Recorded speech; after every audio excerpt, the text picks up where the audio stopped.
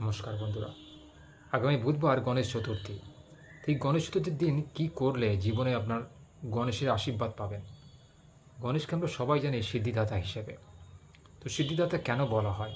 কারণ গণেশ যেহেতু শিবের মানসপুত্র, অর্থাৎ সতীর দেহের ঘাম থেকে প্রস্তুত, মাটি থেকে প্রস্তুত এই গণেশ।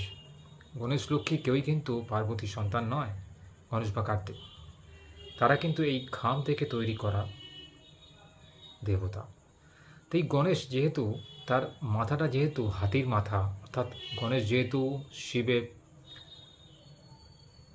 অভিশাপ হেতু তার এই জন্ম, এরকম জন্ম, কারণ শিব রুষ্ট হয়ে তার গলা কেটে দিয়েছিলেন, কারণ তিনি স্বয়ং মা সতীর যখন স্নানাগারে ব্যস্ত ছিলেন তখন তিনি দ্বার রক্ষক ছিলেন, বলেছিলেন কাউকে ঢুকতে না দিতে। স্বয়ং যখন শিবই সেখানে ঢুকতে চেয়েছিল, গণেশ তাকে বাধা দিয়েছিল। শিব ক্রোধান্বিত হয়ে তখন গণেশের মাথা কর্তন করেছিল। গণেশের মৃত্যু হয়ে যাওয়ার পরে মাতা পার্বতীর অনুরোধে উত্তর দিকে কোনো শুয়ে থাকা সাদা হস্তির মস্তক কেটে তাকে লাগানো হয়েছিল।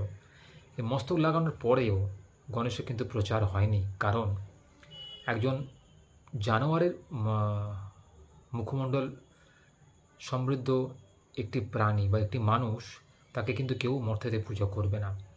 তখন দেবতারা সবাই মিলে আশীর্বাদ করলেন যে সবার পুজো করার আগে গণেশের পুজো করতে হবে, তবেই সেই পুজো সিদ্ধি হবে। তাই গণেশকে বলা হয় সিদ্ধিদাতা। তারপর থেকেই প্রচলিত হয়ে আসছে মর্তলোকে গণেশের এই সিদ্ধিদাতা গণেশের পুজো। তো এই বিশেষ দিনকে গণেশের কিছু লক্ষণ প্রকাশ পায় আমাদের মনের মধ্যে, যেগুলো বুঝতে হয়। কারণ গণেশের এই যে চারটে হাতে চারটে অস্ত্র রয়েছে, কিন্তু এর প্রমাণ যে গদা আছে মানে আপনাকে কখনো কখনো আপনার প্রয়োজন বোধে খড়গ অস্ত্র হতে হবে, অর্থাৎ কেউ যদি আপনাকে অপমান করে তার প্রতিশোধ আপনাকে নিতে হবে। সে অপমান কিন্তু মুখ বুজে সহ্য করলে হবে না।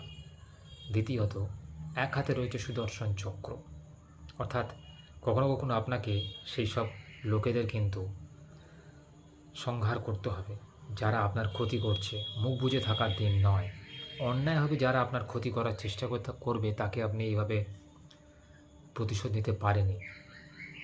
তৃতীয়ত হচ্ছে গণেশ, বলা হয় গণেশ দাদা পেট্টি নাদা, অর্থাৎ তার ভুঁড়ি আছে, সুস্বাস্থ্যের অধিকারী, প্রচুর খায় দায়। তো গণেশের এই লক্ষণ দেখে আমাদের সবারই উচিত স্বাস্থ্যবান হওয়া, অর্থাৎ ভালো মন্দ খাওয়া দাওয়া করে শরীরটাকে ঠিকমতো বজায় রাখা, যাতে রোগ প্রতিরোধ ক্ষমতা বাড়ে, অনেকক্ষণ ধরে কর্মক্ষমতার সৃষ্টি হয় এবং জীবনে সুস্থ হয়ে বেঁচে থাকা যায়।